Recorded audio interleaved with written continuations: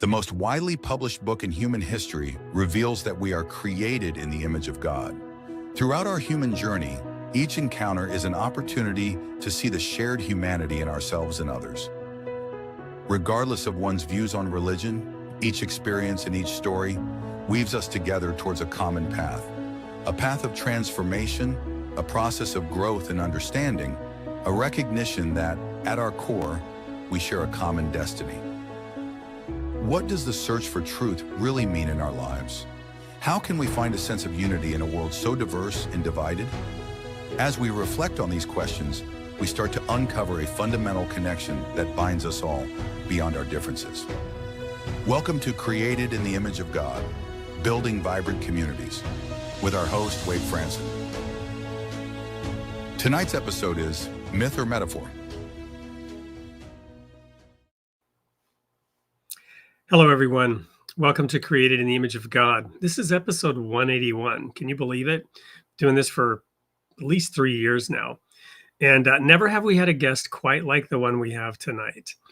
Dean Simone has stood on Hollywood sets with Adam McKay, Craig Gillespie, and even Jon Voight.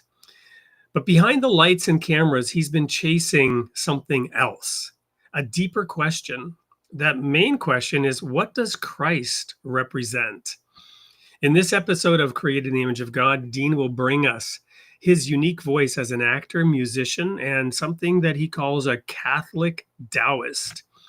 And the conversation on, is the Bible myth or metaphor? Combination of both. What is it exactly? And does it help us understand the meaning of the spiritual truths, or is it a hindrance to that? It's going to be a fascinating conversation. We've been having fun, in the studio before the show, and I'm going to bring him on stage now. Welcome to the studio, Dean. Thanks for having me, Wade. Really excited about talking to you about all this cool stuff. Yeah, I can't even count the number of emails back and forth and coordinating with your busy schedule and the time zones. And here we are going live. Right. So as we always do on this show, we like to get to know the real you, the you before you put on whatever adult pretenses that we tend to do and take conscious thought to shape who and what we are in our image of ourselves. So we want to get to know the Dean Simone that was a little boy. What were your parents like? What was the world you grew up in?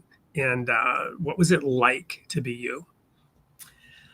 Well, I grew up in New Jersey. I started out in New Jersey. I moved around quite a bit as a kid. In fact, I moved around 18 years in the 18 years that I lived at home. So I was definitely a corporate gypsy child. And my dad would get new jobs and get transferred. So we lived all over the country, which at the time was a little bit difficult, but it ended up being a real blessing because I really got a chance to meet a lot of different people with a lot of different customs within our own country, a lot of different accents, and a lot of different experiences. So I got a chance to do that, played a lot of sports, started getting into the arts. When I was about 7 years old, I started playing guitar, and I had a fairly interesting childhood. Definitely not your normal childhood. Yeah. So you were always the new kid then. How did that work out? And how did you, is that part of the reason why, the music and the art, to kind of make it known that I'm here and yes, and establish presence versus hiding in the shadows? I guess that was part of it to a degree. I also think that there was, because I'm also an only child. So I think that there was, I've always been comfortable in my own skin, so I never really felt a big push to have to make a ton of friends, but I've always been a people person in the same respect, which I guess is a little dichotomous. But I think that the art came out of it, especially the songwriting and the writing and the acting, just out of a need to really express myself. I was really the first and only person in my family that went into the arts. My dad was a businessman. My mother was a banker. My grandfather was a union guy. So it was sort of like I was the first one that jumped into that, and I definitely felt like I had a calling for it. But I will also say, I think one of the most profound experiences of my childhood was when I was in the 5th grade and somebody turned me on to Jesus Christ Superstar, the musical, and I saw it a couple of times, and it absolutely blew my mind. And I think that that really took me past my Catholic school, Catholic church upbringing to, well, there's something else here. There's something going on here. And I think that was my first step into trying to get to the bottom of something that I still haven't gotten to the bottom of it yet, but I'm definitely enjoying the journey. All right. So without spoiling anything, because we're only on episode 3, maybe 4 of season 1. Right. Have you watched The Chosen? I have not watched The Chosen. And I feel like it's going to be one of those things where I sit down. I did this with Game of Thrones as well, where I feel like I have to let it all be laid out and then just sit down and go for it. So I have not watched it yet. So I can't spoil anything because I haven't seen it. All right. Well, I'll give you a teaser then. Okay. I'm not a fan of, I was not then, not so much today, a fan of Jesus Christ Superstar. The reason being my own particular religious upbringing was incredibly faithful to the text. You follow me? And that was a popularized version, kind of pop culture. I loved the Beatles and I was kind of into that, but I was almost schizophrenic there. I had this part of me and then this part, and they didn't mix. You know what I mean? Right. But man, The Chosen, I'm like savoring every second of it. It is so good. I am absolutely going to watch it, and I'm glad to hear your endorsement because I think you're a very bright guy, and I really enjoy your takes on things. So I am going to do it. You're not the only person. They're taking a little bit of liberty to fill in stuff we don't know, but they're 100% authentic to me, it seems, about the stuff we do know. You follow me? So they're filling in the empty space with some backstories around the different disciples as they begin to be introduced in the first season, in the first few episodes. But wow, it's so authentic. And I've spent a lot of time studying, ancient Israelite history and the life and times of Jesus in his environment. And wow. So okay, then it was Jesus Christ Superstar that really ignited a passion in who Jesus was. Then what happened? I do want to just double back a little bit to say that I don't think I ever really listened to it or looked at the lyrical content or the show in and of itself and said, that's how I feel about Jesus. That's how I feel about the Christ.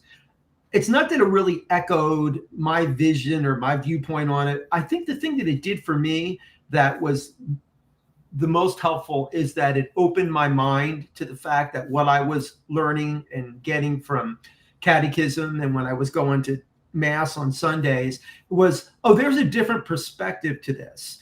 My parents went to church every week, as most Italian Catholics did in New Jersey in that world. But my parents really weren't too deep into spirituality in that respect. It was show up, get in, punch the time card, get the communion, out, done. So for me, it really opened up a passion for me that, there's really a thought process that can exist about Jesus and about Jesus's life that is not the one that I'm seeing at St. James every Sunday.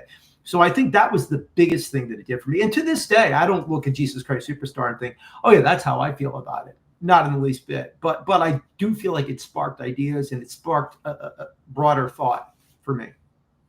Yep. So did you then begin to dedicate yourself to a degree to following that, or was it just sort of a back burner interest for a while at that time? It has never been a back burner interest for me. I really dove in really, really hard and strong. And then I went through all the stuff that you go through a lot of times when you're in that world, especially as a teenager. I mean, I even went through a period of about 2 years when I was, agnostic, and I thought, I don't believe in any of this stuff. And that did not last too long. I think that lasted between maybe 18 and midway through 19. And then I just jumped back in with an absolute passion for it again, even more so. And then I decided to read almost every single holy book.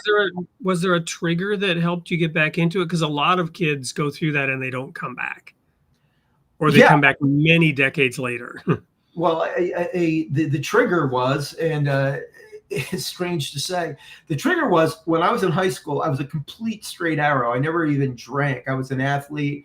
Even being a musician and playing in bands, I never did any of that stuff. And then I got out of high school and I smoked pot, and I all of a sudden started thinking about life in a different way. And soon as that happened, I never was a big drug guy, and I never got that deeply into it. But I think that it kickstarted me into going, I'm interested in these things. I used to be interested in these things. And then I remember reading the Gita. I remember reading Black Elk Speaks. I remember starting to look at the Tao in those days. And of course, read the Bible voraciously, and always, even in high school, was into Joseph Campbell. So it just re-sparked all of that passion in me. And then I just have stayed with it ever since, and ridden that ride, and just love it. I love having conversations with people like yourself who are so well versed and understanding and have such a great take, because I find that I always get something new out of it at the end of the day. So when did you leave New Jersey? You said you went to all these different places growing up, but you said you're from New Jersey, but you all over. So when did you end up in LA, and what was that transition like to sort of a permanent, I'm going to be here and stay here and pursue my life here? Well, I came here, I was 18, and I came here to be an overnight success, and it's been a super long night. So I still plugging at it. Always darkest before the dawn, That's what they tell me, Wade. So, but I came out here, and I started to work pretty quick, and I got myself in some bands. I was with William Morris when I was 18 years old, and I really, like I said, things started moving pretty fast. I had gotten a scholarship to Cal Arts, and I had also gotten accepted to Juilliard, and I was weighing out what to do. So instead of going to Juilliard or going to Cal Arts, I wisely decided to accept a role on Facts of Life. So that was my start. I dove into sitcoms and said, who needs Juilliard? So it's been interesting, though. I can't honestly say that I would change it, because it really made so it's been bread and butter for you, I assume, and has had ups and downs. So you wouldn't change it, but tell us a little bit about the highs and lows for those of us who want to touch greatness and think we're watching a superstar here that was in Hollywood. I mean, give us a little bit of that feel here. Yeah, the highs and lows. Not that at all. I think I just had this conversation with my son Jackson, who is at Bard College right now, and he's interested in acting and writing. And I think what happens is that you start out and you have a skill set at something, whether it's music or it's acting or it's writing, and where you are, you might be the absolute best person at that at your school. It's very similar to what NFL players go through. They're the star player in the state, and then all of a sudden you find yourself in a pool with a lot of people who are the exact same way, and you really start to realize that there's luck, there's work, there's a million different reasons why it either happens or it doesn't. And then you start to see that you go through periods of time where you're booking and booking and booking and booking, and it looks great, and it seems like the doors are going to open wide, and then all of a sudden, boom, they shut, and you are really riding that roller coaster quite a bit. And what I tried to do when the door shut was try to do something in my life that I thought was still a meaningful thing, or something that meant something to me. So I actually coached high school football for a really long period of time, which I really enjoyed doing, because I really loved the sport, especially then. I loved it even more so than I do now. But I did that. I did a lot of jobs like that. Some of them. I was going to say, that's definitely a better day job than being a waiter, while you're pursuing your real career, right? Wait, I did that. I waited tables for 14 years. And I will tell you. I was sure you did. I knew that was probably in there somewhere. Oh, boy, it was in there for a big chunk. But I worked at a really great place with some really good people that I'm still friends with. And I wouldn't trade that experience. What was that place? Because, I lived out there for a number of years off and on. It was a place in Toluca Lake called Moe's, and it had I've been there. There you go. Then it had the greatest. I was in Pasadena. I was in Irvine. I was in Long Beach. There you go, man. Well, you were where we were. We must have crossed. Arcadia. You know, I'm trying to think now. Were you that waiter? I was that waiter. I was the guy who was like, "Do you want cheese? What kind of cheese would you like on that?" You know, working my stand up at the tables. Yeah. But, you know, I'll tell you something, Wade. It was a really great experience, not just because there were so many great artists that I worked with who were, you know, waiters, but actors, musicians, literally artists and stuff. But also I got to meet some amazing people waiting tables. And I had some completely humbling experiences. You know, I'll tell you one. When I first came here, I had done Facts of Life. And I had also done a series called It Takes Two with Anthony Edwards and Helen Hunt. I played Helen Hunt's boyfriend. So it was really interesting to wait on Helen Hunt and to wait on a couple of the cast members of Facts of Life. It definitely was a humbling experience, but it taught me, okay, this is where I'm at. And this is, I need to say it may not be for a reason or the way I want it to be, but it is as it should be. And it was a good training to get to that place. Well, I've got one more question in this segment. Then we're going to go to a quick commercial break. When we come back, we're going to get deep and spiritual. Let's do it. Dean Simone, is that a real name? Is that a stage name? And if the latter, what was the occasion to change it? Dean Simone is my given name at birth. Dean Frederick Simone. I was, for a brief period of time, I was like, I'm going to change my name and just do something really outrageous. So I changed my name to Daddy Lane. I have no idea why I did that. I think the irony of calling myself Daddy, at that point I had one son. The two sons weren't born yet. And I think I did that for 6 months. My friends got a kick out of it. I think that probably tanked my career for a good solid year. Casting directors generally don't like to call you Daddy. It usually doesn't work out well. But yeah, you should have thought of that one. I should. All right, so we're going to go to a quick commercial break. In this case, it's an interesting author. My team put this in here, so it wasn't my choice, but we're going to run it. And then when we come back, we're gonna dive into that Catholic dualism. Don't go anywhere. We're going to be right back with more of Dean Simone and discovering what Jesus really is, and is the Bible myth or metaphor. What do ancient prophecies, the collapse of empires, and the Beatles have in common? In the people of the sign, truth is revealed to be far stranger than fiction. Wade Franson weaves together a childhood torn apart, world-shifting events, and the music of a generation, on a journey that's as personal as it is historic. In the hardness of the heart, the quest deepens. Faith and doubt collide. Through shattering setbacks and unexpected miracles, Wade invites you to question, to seek, to forgive, and ultimately discover what truly matters. This is a story of reconciliation, resilience, and a universal longing to understand the mystery of God. Then, in The Rod of Iron, the relentless search for coherence comes to a breathtaking conclusion. From the Tower of Babel to science's furthest frontiers, Wade connects the mysteries of the past to the unity of a possible future and to the deepest longings of the human soul. Wade Franson's trilogy is a riveting odyssey exploring faith, science, forgiveness, and the music that ties it all together. Discover the story where every puzzle leads to a greater truth. Start your journey today. Wow. That's pretty cool, Wade. Yeah, the team just threw that together as a kind of a anniversary. The trilogy's been completed and out. And in fact, somebody just read the whole thing in a, I've had people tell me they stayed up all night reading it. And this person was like texting me, right? About different sections in it as it was going through, and the unveiling and the uncovering.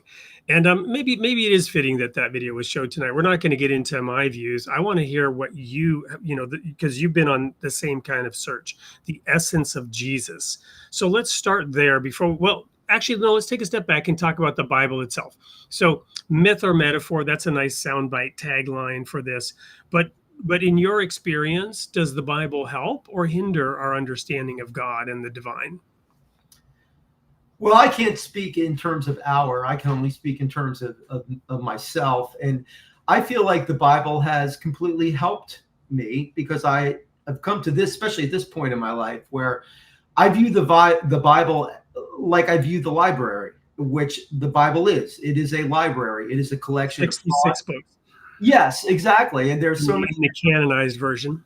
Yeah, right. And then there's the St. Thomas and Gospel Mary and all those. And I feel like it's been nothing but a help. I don't feel the need to look at it and to feel like I have to believe that or I have to believe this. I'm also able to look at it and not get hung up on the metaphor of it, because I do believe that so much of it is metaphorical. And I think that when we get hung up on the metaphor, we miss the transcendent of really what's at the core of it. And I think, unfortunately, that is one of the difficult things, not knocking fundamentalism, certainly not saying people shouldn't do it. I think that's one of the challenges of a fundamentalist viewpoint, is that it really does latch on to the metaphor in a certain way. And maybe that's freeing. I can't speak against it, but in the same respect, when I look at the Bible, how it affects me is I try to get what's speaking to my soul, and then I try to view it, whether it's metaphor or whether it's something that's more direct. And it's been a help for me, for sure. And you've been reading it for decades. So what's different now than when you first, in that rush of fervor with Jesus Christ Superstar way back then? What's different now when you read the Bible? That's a great question. I think when I first started reading the Bible, I was looking at it in terms of, I want to find secret clues in here. I want to be able to unmask things that I've missed before, that there's a wealth of information in here that I'm not being told, and I want to dive in and I want to find out what that information is. And then I think as I got into maybe my more wild years, to quote W.C. Fields, I was looking for loopholes. And then I think as I've gone further, I've sort of looked to see what the common denominator is in all these worlds and these thought processes. And I'm a firm believer now, and I have been for most of my adult life, that it is all one, and that we cannot really name it, because I think in naming it, you're doing it a disservice. Was it Meister Eckhart that said that God is not a being, God is being?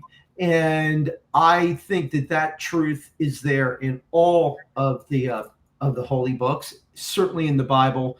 And I think I've always tried to just see what that being is that's coming through. Not necessarily the word, but the being that comes through.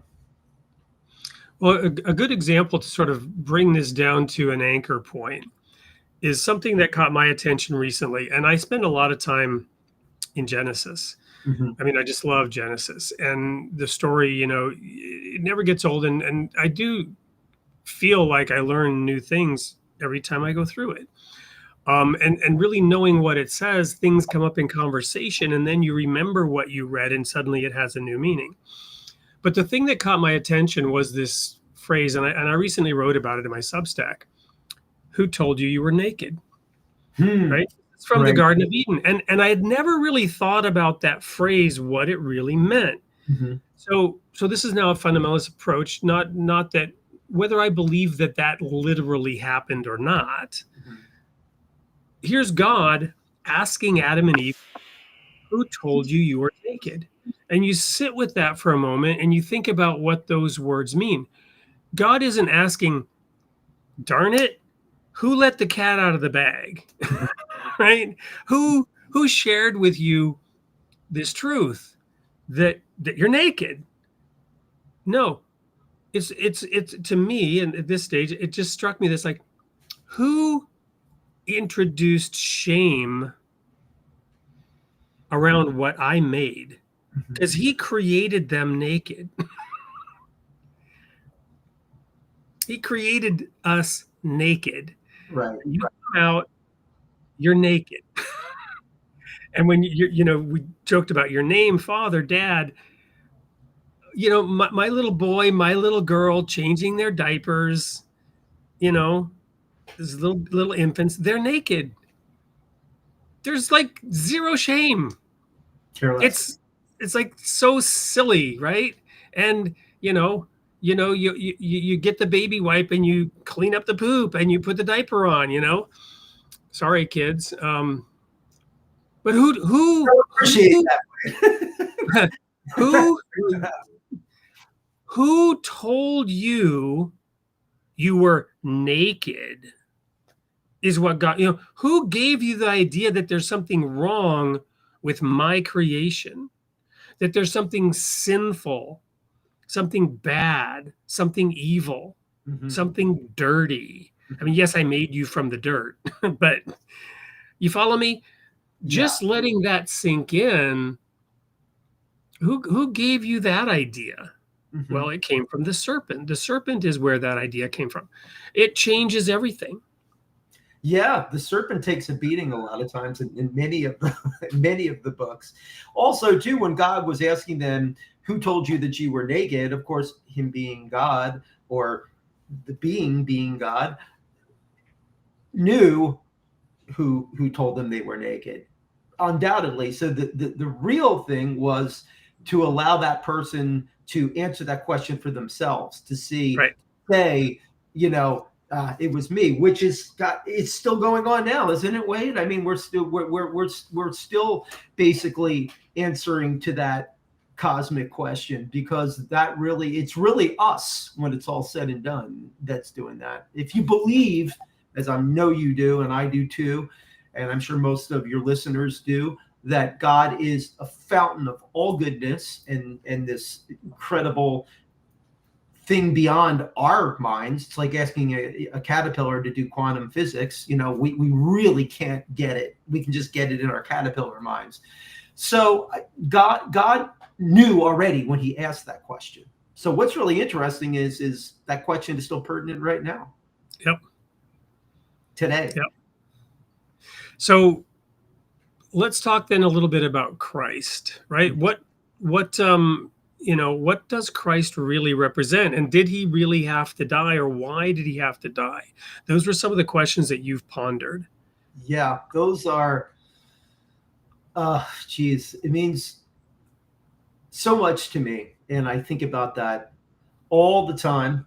And I think that there is such an interesting and beautiful study of Jesus and Jesus as the Christ, and what those things are. And I think that there's a beauty in what Jesus did, in that I want to read something to you, and I cut it down a little bit, but it's a phenomenal meditation that there's a fantastic priest. His name is Richard Rohr. I'm sure a lot of people, and I'm sure a lot of your listeners know about him.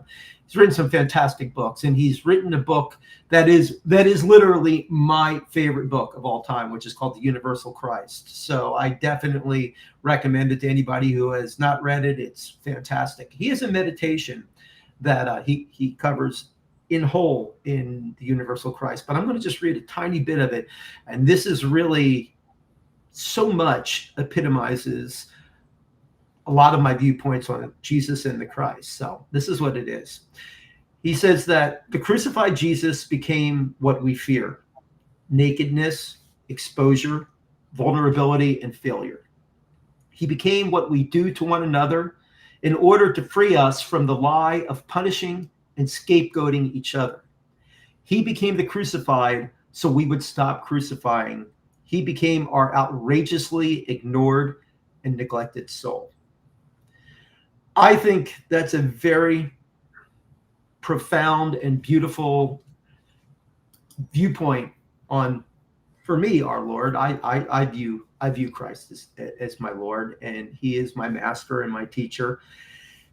And I really believe that he became all of those things to show us this is what it's like to be a human. This is what it's like to wear this human suit. And as Jesus saying, I, as the Christ, will go through this, and I will go past this, and you can do the same thing. You can go past it and you can get to that larger self. So to me, there is Jesus the man and there is Jesus the Christ. And call him what you want. Maybe he was a genius of consciousness. I don't know how that all came together. Maybe it was a preordained and destined thing. All I know is he is truly the way and the light. And I do believe that we come to God in here the same way that Jesus did. And so to me, he's a glorious, amazing template is how I view him. Wonderful. Thank you so much for sharing that and unpacking that. I'm seeing already a couple of questions. I want to dive into this and peel off a couple more onion layers. So first of all, my assumption is you believe that Jesus really was a real person, that person really did die on the cross. Yes. As I do as well. Right? I actually confess he was also born of a virgin. Mary was a virgin. It was a miraculous birth. I believe that. Whether others do or not doesn't matter to me. I'm just saying I do believe that. So you know who I am. The question then is, do you believe that there is a literal devil? That's a really interesting question. And here's why. Let me tell you why. Because everything you said made me think of how the devil is defined in the New Testament. He is the accuser of the brethren, right? So when it's Jesus was crucified to teach us not to crucify others, right? Or however that was better worded than what I just said, and to stop the othering, right? So God did, says Jesus said, "Love your enemies." And even in the Old Testament, eye for an eye, all that, still the love your enemies is still there. But justice is also important, and people need to be held accountable for their evil deeds.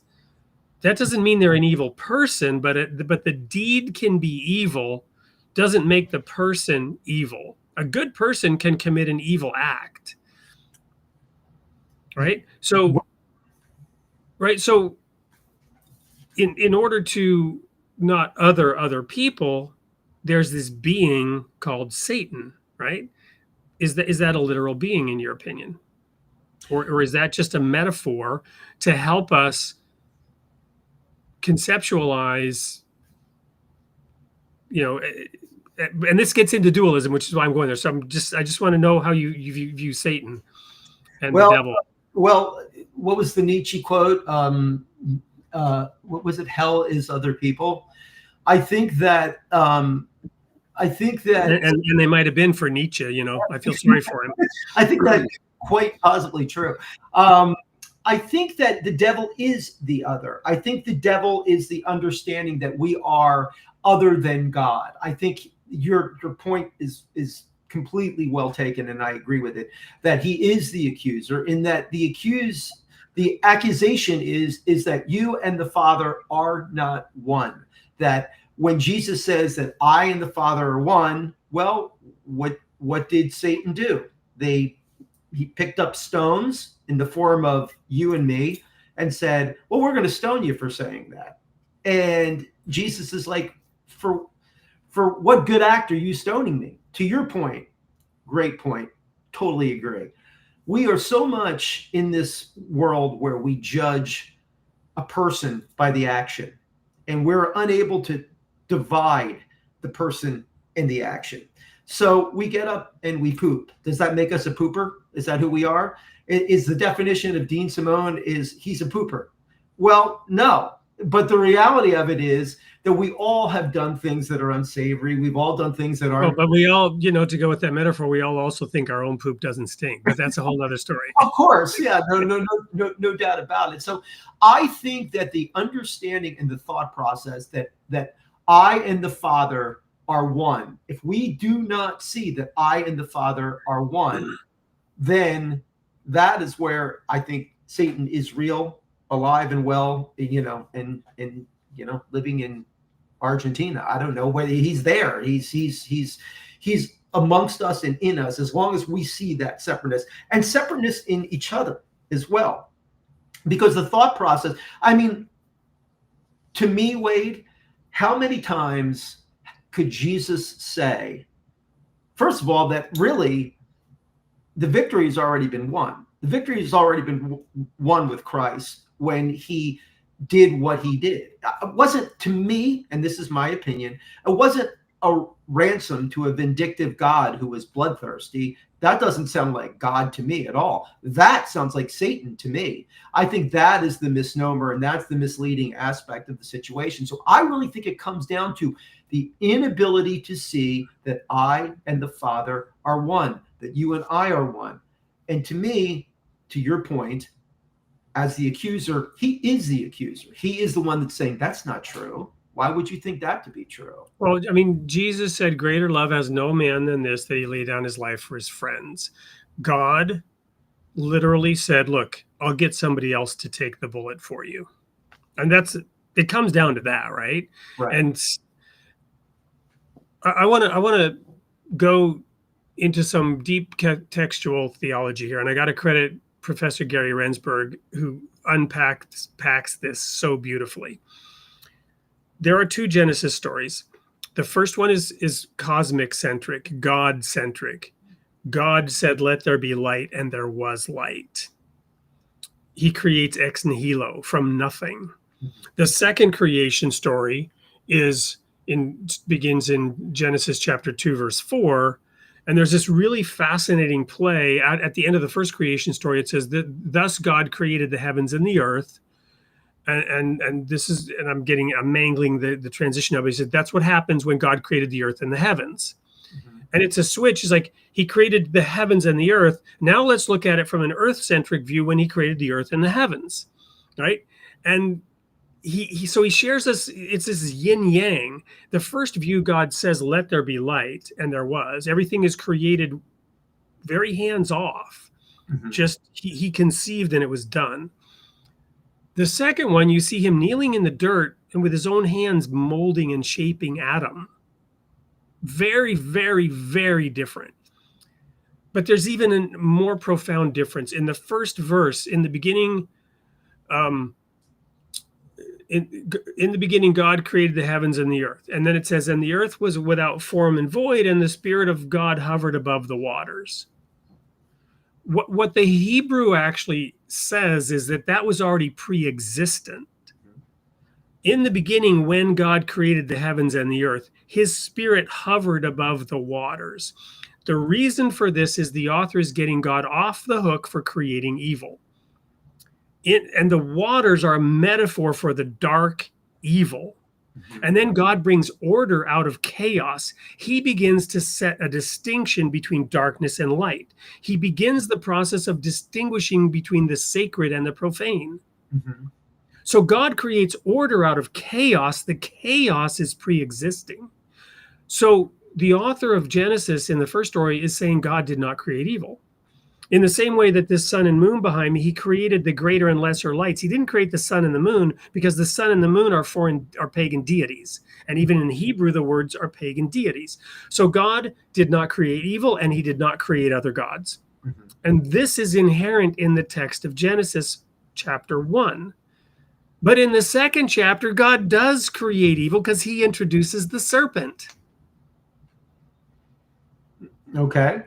So for theologians or philosophers, you can chew on it either way. It's presented in two different versions that solve the problem of evil differently. It's fascinating to chew on that. It is, and also to your point, the statement that God created the rain to fall on the good and the evil says a lot more about God than the study of good and evil. Because if God is, again, not a being, but God is being, the being of all light and all goodness, what is not God, by definition, could be construed as evil because it is not of the Father. In terms of what he created, he is being itself. We, to steal the name of your show, we are created in his image. If we are created in God's image, it doesn't mean that God is a 63-year-old man with graying hair and and that looks like this. But that God is a living, breathing God. God is not a God of the dead. He is a God of the living. He is a living God.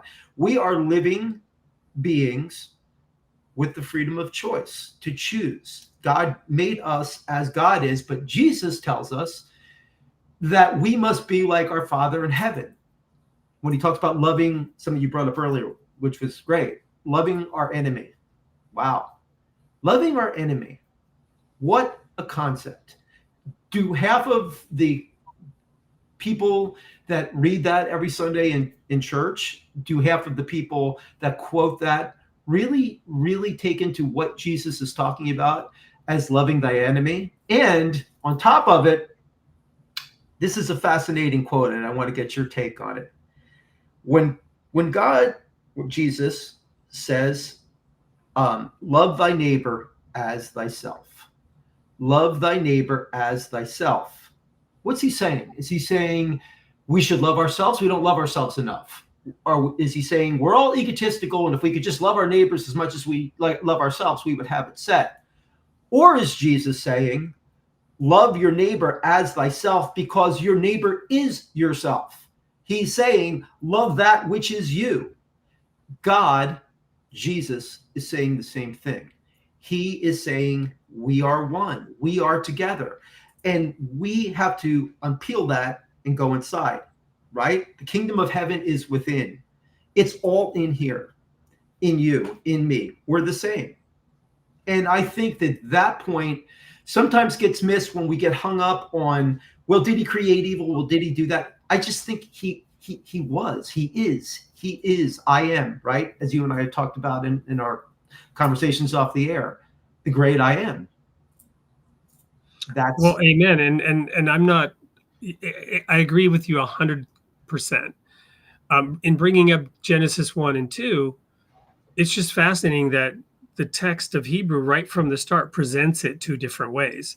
The glass is half full and it's half empty, right? Great. Did God create, right? He created evil. You want to believe he created evil? If you want to look at it that way, then process this. If you want to look at it this way, then process that, right? Yeah.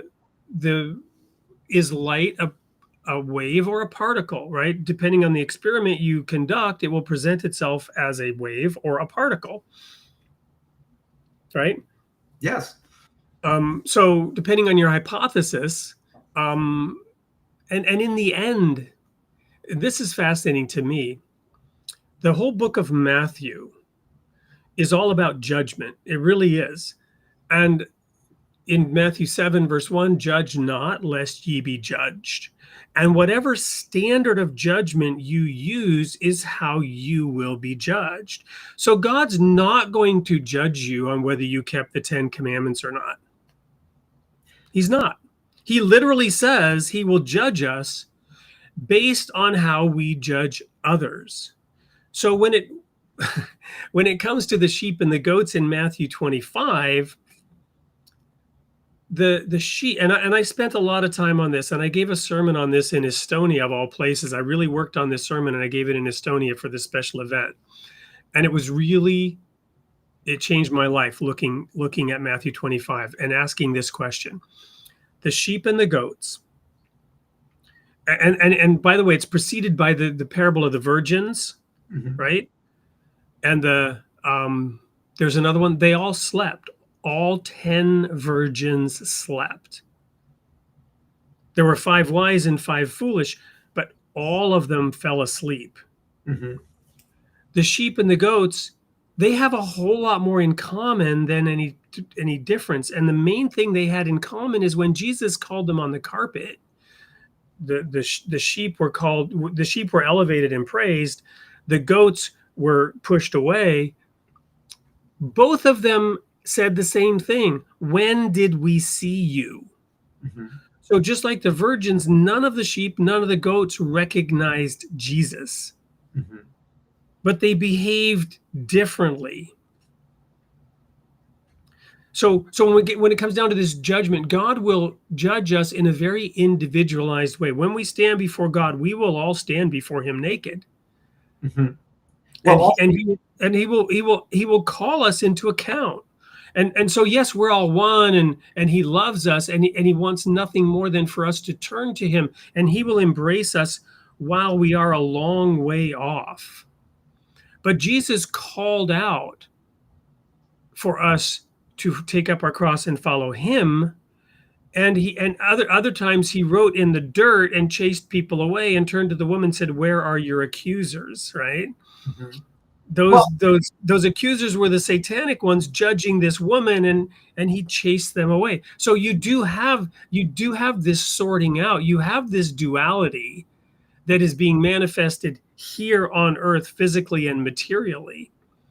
And yet we let it, because the spiritual is indeed non-dualistic. God is one, and he wants us to be one with him. He said Adam and Eve, when they knew each other, they became one flesh. And in fact, they then could produce offspring that has all the qualities and characteristics of both of them in one being. Right.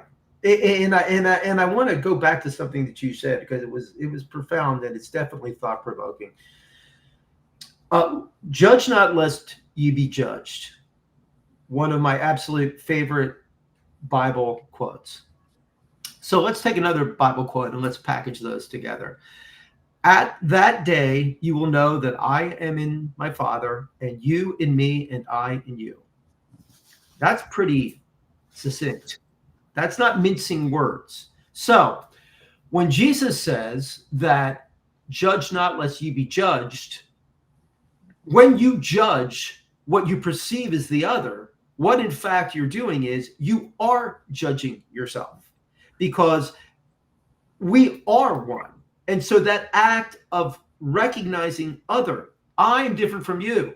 I'm an Italian from New Jersey. You're a person of Nordic descent from Wisconsin. We're different. We're these different things. But the fact of the matter is, and I believe this wholeheartedly, Wayne, that you and I are one. We are one. We have these skin bags on, and we'll ride this skin bag express to the end. But when it's all said and done, what we were before is what we will be after this human experience. We are one great soul having a human experience. And when Jesus said, judge not lest ye be judged, he is saying you are literally judging yourself. Love thy neighbor as thyself, because your neighbor is you, is yourself. And once Jesus started saying that, in my opinion, if he was saying that right now, they would hang him right up on that cross again. Let's face it. I'm gonna go to this place with it. I don't talk openly about my political leanings, because I will tell you one way or the other. And I will tell you this much about my political leanings.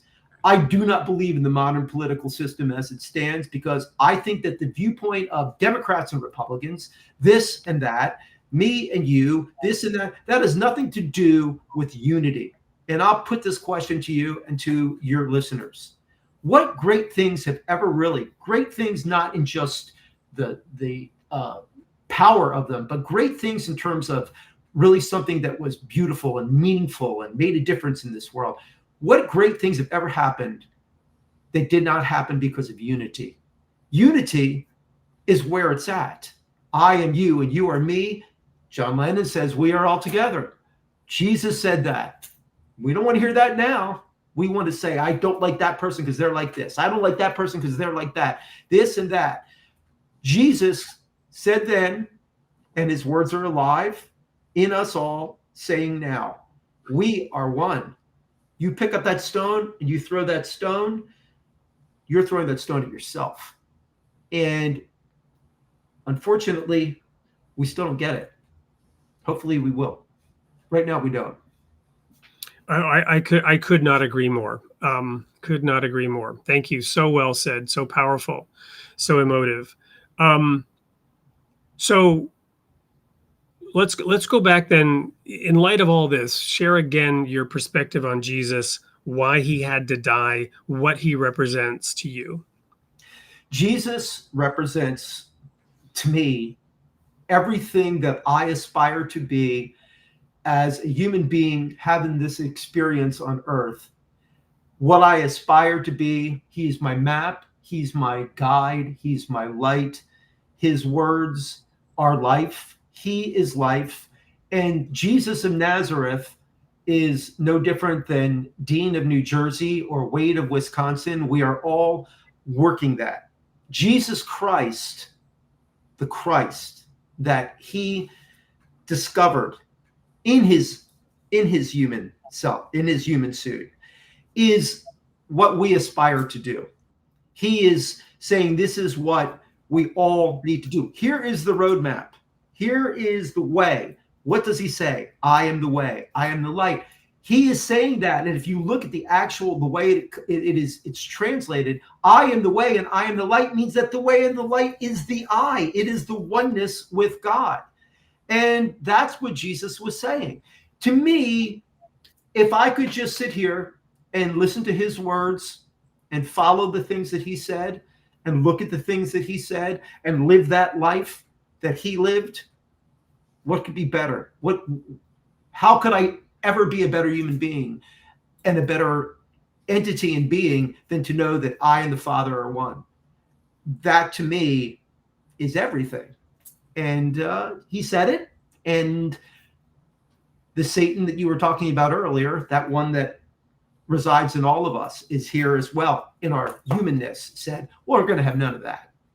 You just get right up on that cross and we're gonna knock that right out of you, man. And anybody else who wants to think that way, you're going to get that cross too. Wow. Thank you so much. I'm going to go now to a quick commercial break, and I'm going to run and find a quote. I'm going to leave you in the studio here, because if I take an extra 30 seconds to find this quote, I gotta read this quote now after everything you've said. And we'll come back and wrap this up. Powerful, powerful testimony there. Thank you, Dean. Thank you. Don't go anywhere. We'll be right back after this commercial break. Welcome to the Royal Falcon Foundation. Our curriculum and activities inspire and train adolescents through hands-on experiences, fostering growth and empowerment. Through immersive and challenging experiences, we shape young minds to think independently and develop their leadership skills. Our programs foster new friendships and unity, shaping young leaders to tackle real-world challenges with confidence. We believe in equipping the next generation with the skills to become leaders of tomorrow. Join us at the Royal Falcon Foundation and be part of a journey that empowers, unites, and inspires. Double your impact with our matching grant. Until the end of 2025, every tax-deductible donation to the Royal Falcon Foundation, up to $1,000, will be matched dollar for dollar. Visit our website to donate now or email info@royalfalconfoundation.org for more details. Together, we can make a greater difference.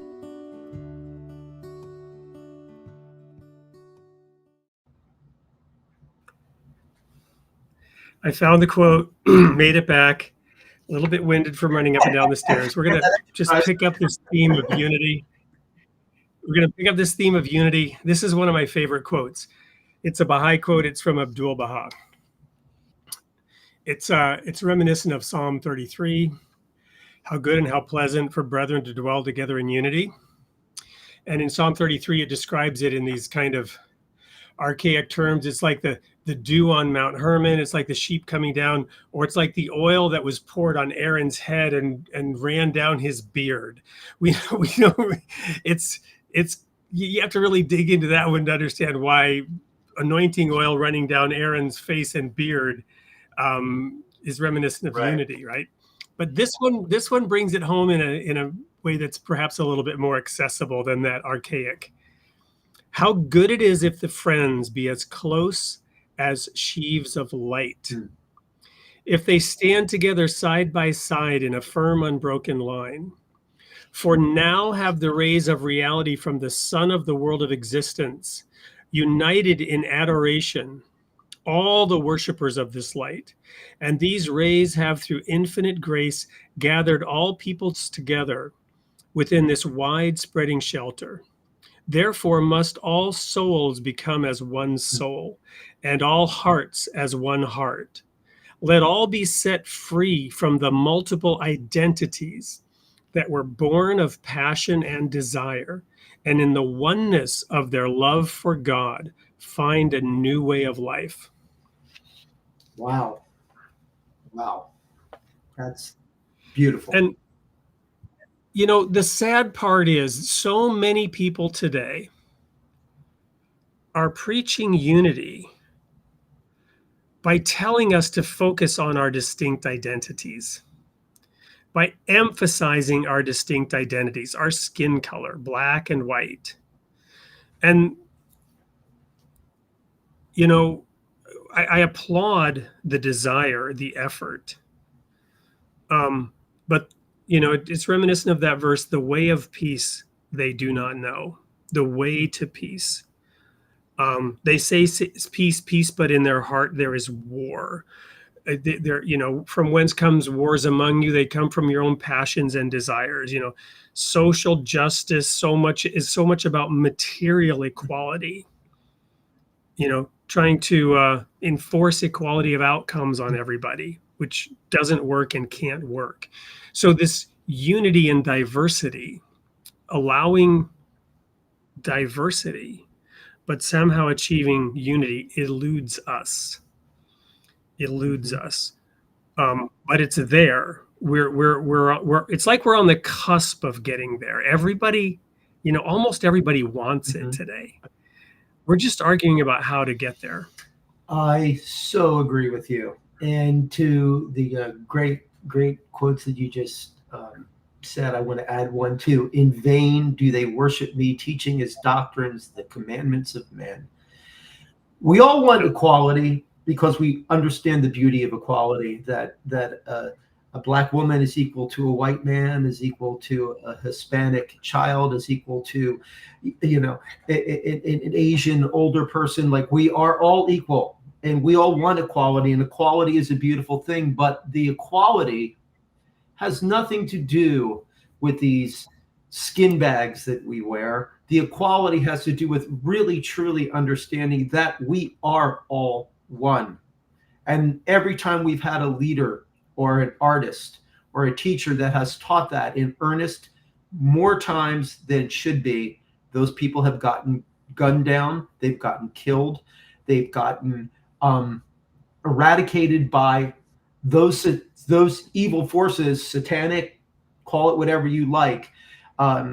Even Mick Jagger said, you know, after all, who killed the Kennedys? After all, it was you and me. When we continue to see our differences, and we believe that we live in this physical realm and we identify in this physical realm, then we will perish in this physical realm. But we have to understand that the greater self, the one that is the same in you, in me, and is one in all of us, is much more important than these differences that we just insist on drawing, sadly. But I have faith, and I think we'll get there. We're getting there. Well, we're going to go a couple minutes over time. I hope that's okay with you, Dean, because I want to look at a couple of these questions here at the end before we go to the sneak peek and wrap up. So here's one from Emily. Non-dualism says there's no us and them, but Christianity is built around the uniqueness of Christ. How do you hold those together? Well, the uniqueness of Christ is that Christ is greater than the us and them. Christ is in you, Emily. He's in me. He is in Wade. He is in all of us. We are one with Christ, in that the second coming of Christ is that which is in you and that which is in me. And the uniqueness of Christ is the uniqueness in the common experience of oneness with Christ. That is that Christ is bigger than Jesus. Jesus Christ became the Christ, and we are one with him. So that uniqueness is a uniqueness that we all share together. That's how I feel about it. Yep, well put. And even the name Jesus, you it might be more appropriate in English to call him Jesus the Christ, right? Because it's not his last name. It's a title, which means the anointed one, right? He was the anointed one. And you go back to all this religious history, right? The Day of Atonement and the Azazel. One of them was chosen to be released. One of them was chosen to be sent to the wilderness. So the lamb was chosen to be slaughtered at Passover. You had to select one of the lambs. You had to bring it into your family. The kids, it would almost like become a pet. And then you would have to slaughter it and eat it, right? So he was the anointed one. He was the chosen one. He was, so he as a person, as an individual, played that role, but the term Christ is universal. He is the anointed one for everybody. Everybody, there's no distinction. Everybody comes under that. Oh, and may I do want to say this too. And that's a great question, Emily. And I will say also, in Galatians, it says, there is no longer Jew or Greek. There is no longer slave or free. There is no longer male and female. For all of you are one in Christ Jesus. It really can't get plainer than that. He is saying flat, it is said right there, there is no us and them. The recognition of us and them is, to Wade's point earlier, it is God saying, who told you you were naked?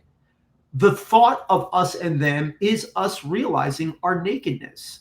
And Jesus, the Christ, came here to say, you're only seeing the surface. If you see it that way, you're only seeing the surface. There's something so much greater, and you can have it. You have it. I have it. We have it. We just have to decide. Christian non-duality is what Christ refers to as the kingdom of heaven. The Taoists refer to it as the way. It's all the same.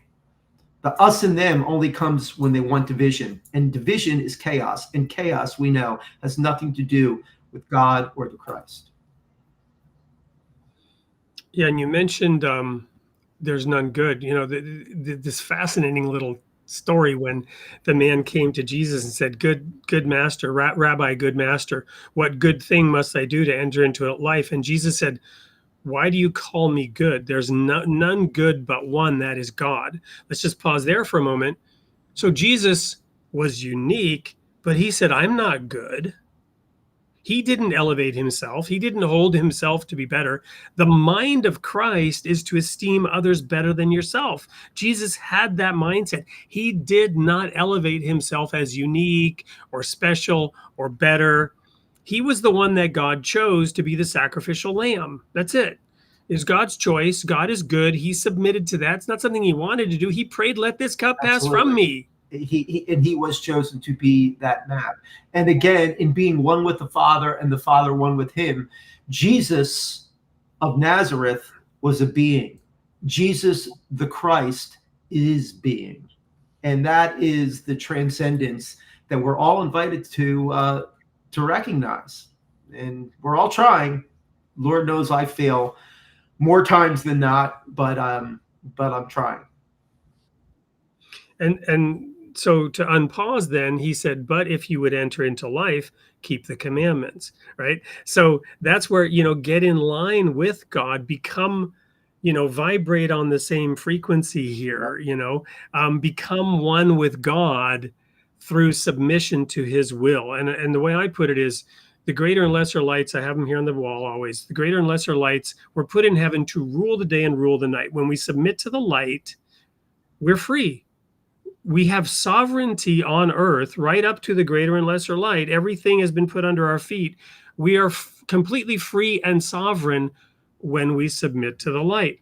If we don't submit to the light, we become enslaved and we lose our sovereignty. I fully agree, completely. So I'm going to skip over some of these. Are those the tough ones? No, they're just, we don't have time. I'm going to say we don't have time. They're wonderful questions. We don't have time. This is maybe an interesting one from Leah. I hear you on unity, but without the cross and resurrection, isn't that unity just philosophical? The cross? Because what Jesus did, why did he have to die?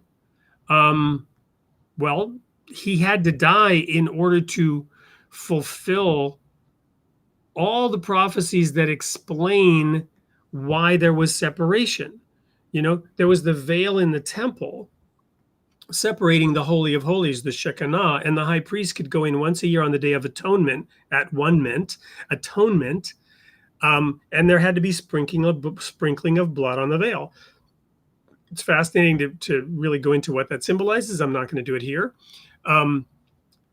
But when Jesus died on the cross, the veil was ripped, giving access to direct communion with God without a priesthood. Jesus became the high priest. The priesthood was abolished in the sense that he's now the high priest, and everyone has access because he died for us. And that was opened, and So- that portal was opened to go through.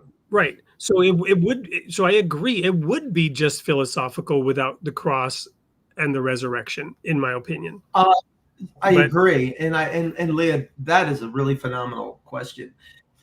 You know, all 7 billion of us, including you, Leah, and me, and Wade, and everyone else who's listening to this right now, the cross and the resurrection, every single one of us have our cross and have our resurrection. That is what's occurring right now. And the unity is that we are all partaking in that cup and drinking of that cup and participating in this grand, beautiful dance that God has given us, this blessing of life, this one opportunity to get with it. Yep. Grace answered the same question. Christianity doesn't just flatten everything into all as one. It says God reconciles us through the cross and resurrection of Jesus. Yes, it does.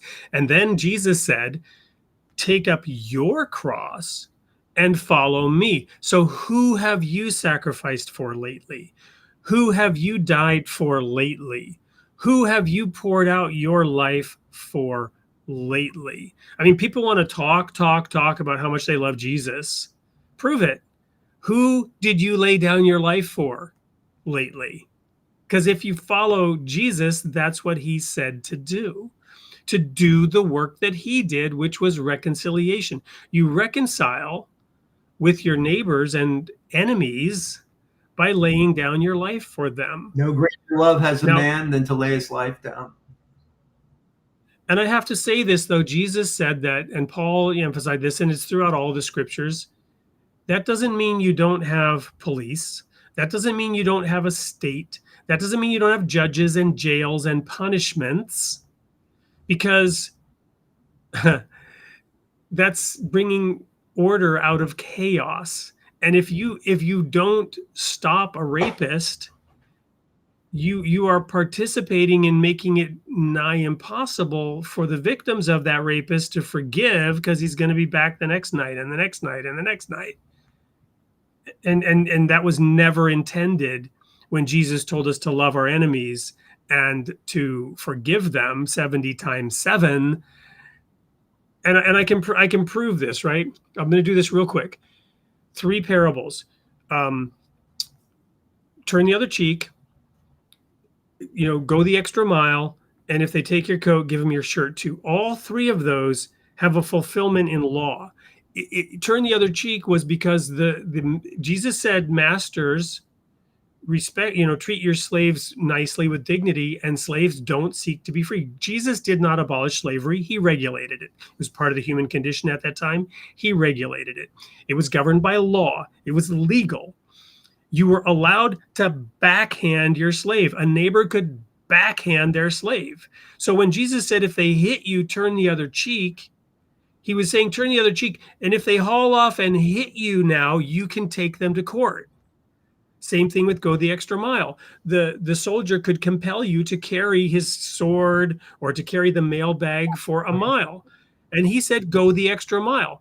But if they treated you evil, if they forced you, you could take them to court for making you do it.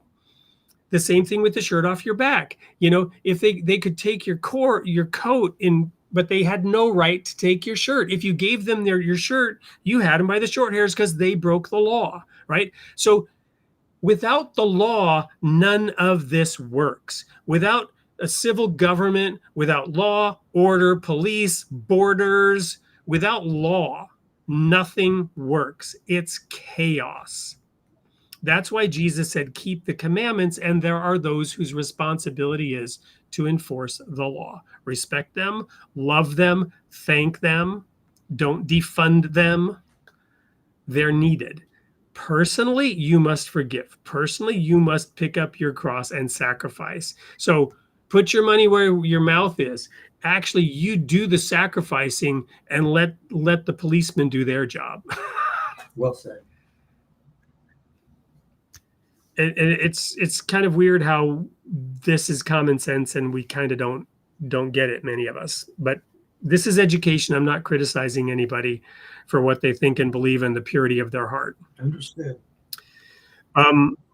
So, I mean, I guess we're way over time now. Anything that you want to end with, Dean? Because I've kind of held forth here the last few minutes, and I want this to be your chance to really wrap this up, put a bow on it. Well, no, I think that you put it exactly the way you put it was beautiful. And again, I'll just reiterate this, that when Jesus says that I am the way and the truth and the life, and that no one comes to the Father except through me, he is talking about that larger self in us all, that kingdom of heaven and that place.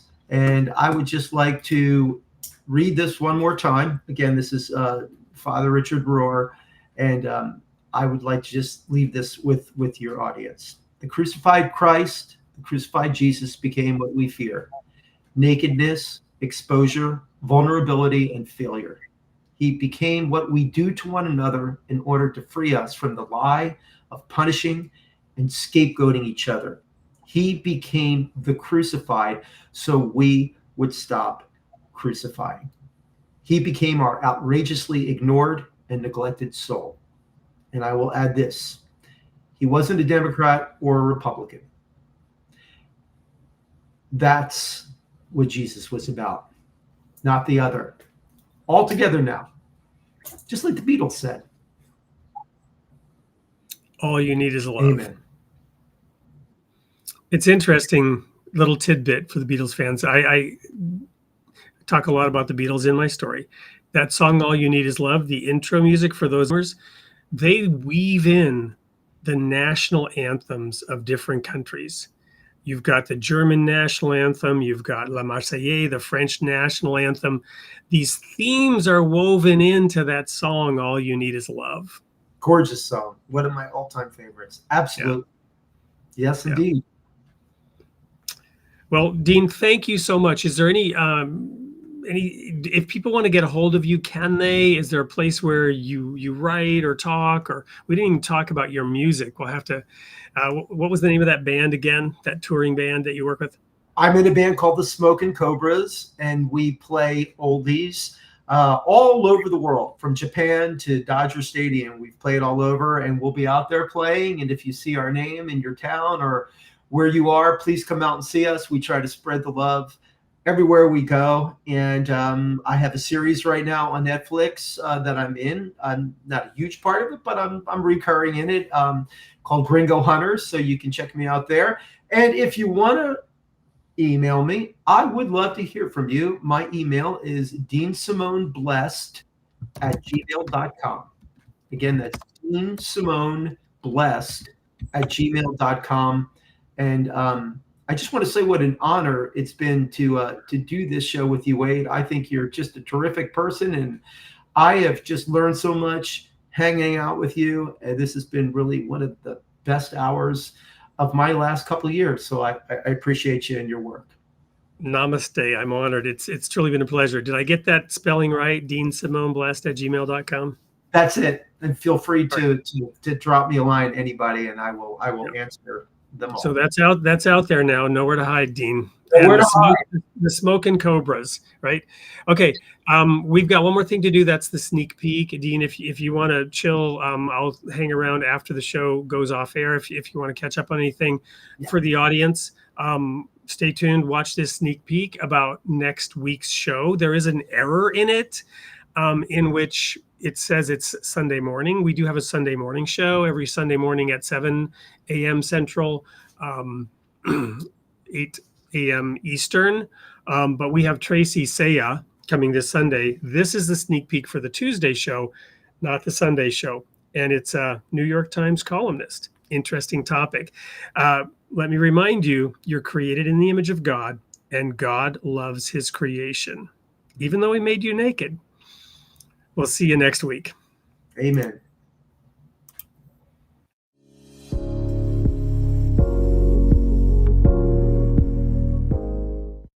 Hi, everyone. Wade Franson here with another sneak peek for Created in the Image of God this coming Sunday, 7 a.m. Central, 8 a.m. Eastern. I'm in the studio with David French, opinion columnist for the New York Times, and we're going to be talking about media literacy in a world of echo chamber clickbait. Welcome to the studio, David. Well, thanks for having me. I'm looking forward to the conversation. Well, and so am I. This is an important topic, right? For whether you lean towards the left or right or up or down on any given issue. Today, people claim it's hard to get to the bottom of the truth, but you have a different opinion of that. You talk about media literacy and you say, no, it's actually not that hard to find out what's really going on. Right. It's actually not very hard to find out, certainly in the broad brushstrokes of what's going on. What is more difficult is to be constantly reaffirmed in your point of view. In other words, if you are judging media by the standard that is it telling me what I already believe, then that's one measure of media. And this is the way a lot of people approach media. They approach media and they believe it is discredited the instant that media communicates to them facts or assertions that they don't like or don't want to hear. And so what ends up happening often is that people are constantly moving towards those media outlets that are reaffirming their pre-existing beliefs. And so that is creating a generation of Americans who, depending on where they operate in the political spectrum, are just operating from a completely different set of starting presumptions and often completely different sets of presumed facts. But in many ways, yes, there's a media role in that. In other words, there are media outlets, for example, that really do cater specifically to people's preconceived notions. And they very intentionally try to tell partisans on the right and left exactly what they want to hear. Yeah, that's a result of market demand. People want that. That's what they want. And so it is very difficult, I think, to be truly media literate in such a partisan atmosphere. But that's often because of our own choices. Certainly media plays a role in this, but we play a role in it as well. Well, and it's symbiotic or it's codependent rather, right? Because the media companies are actually businesses and they need to make money, and clickbait, throwing red meat or blue meat out to the audience pays off, right? So because the audience here is largely religious, I want to throw out a couple of biblical analogies here. So Jesus talked about new wine in old wineskins, right? He came and he flipped the script, right? He said it's kind of the opposite of what you've always believed. And the challenge for those who would, believe in him was to accept new ideas, different ideas from the ones they'd been familiar with. You write about religion, law, culture, and even armed conflict. Another biblical analogy is from whence come wars and fighting among you. They come from your own lusts. You're carried away by your own lusts, right? So how does this factor into your work? The idea of trying to help people look at things differently and not be caught up with the stuff that, that really appeals to them for whatever reason. Yeah, I think one of the first challenges of media literacy actually is trying to lower the degree of animosity that people feel for their political opponents. It's humanizing people is, oddly enough, one of the first steps to media literacy. Because when I said it's difficult if your entire focus is on reaffirming your prior views, what I meant was it's difficult to know the actual truth when your focus is on reinforcing your prior views. And so what is happening is that we're living in this environment where the partisan animosity is so great, the feelings, the ill will of red towards blue and blue towards red is so great that people are absolutely, totally resistant to any information that will dilute that animosity. And that's why that animosity is sort of dealing with that. Humanizing opponents is job one if you're actually wanting to create media literacy, because that animosity in many ways inoculates you against the truth. You become unwilling to hear the truth about your political opponents if that truth contradicts your previously held ideas. And that is a tremendous problem at arriving at sort of a shared sense of facts and a shared sense of understanding. Well, David, we'll probably have to agree that when we actually record the show, you'll have to wear a red shirt and I'll wear a blue shirt, right? So we confuse the audience here. Anyway, you're not going to want to miss this show, because we're going to mix it up a bit. We're going to get deep into this topic. We're going to use examples. We're going to explore this and make it live for you. So show up 7 a.m. Central, 8 a.m. Eastern for Created in the Image of God this coming Sunday with David French, opinion columnist from the New York Times. See you there.